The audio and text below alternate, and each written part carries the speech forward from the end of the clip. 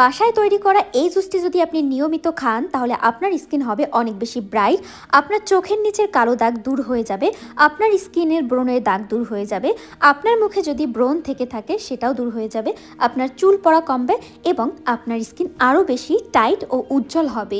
এই জুসটি তৈরি করার জন্য আমাদের দরকার বিটরুট, আমলকি, গাজর, কাঁচা হলুদ এবং কাঁচা আদা।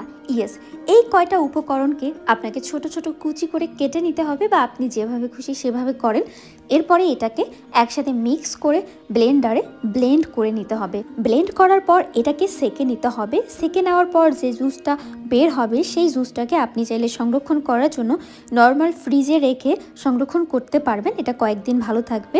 চাইলে এটা দিয়ে আইসক্রিমও তৈরি করতে পারেন। আমি তো আইসক্রিমও তৈরি করে রাখছি, কারণ প্রতিদিন এই জুস তৈরি করা আমার পক্ষে সম্ভব না, তাই আমি একসাথে বানিয়ে রেখেছি।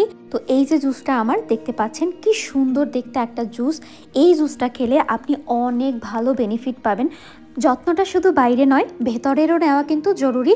আর এটা ফুল বডিকে ব্রাইটেনিং করতে, চুল পড়া কমাতে, আমাদের ত্বক উজ্জ্বল করতে, রক্তের হিমোগ্লোবিন বাড়াতে, লিভার ডিটক্স করতে, ইমিউনিটি সিস্টেম বাড়াতে এবং পিরিয়ডের যে দুর্বলতা আছে এটাও কিন্তু কাটাতে সাহায্য করে।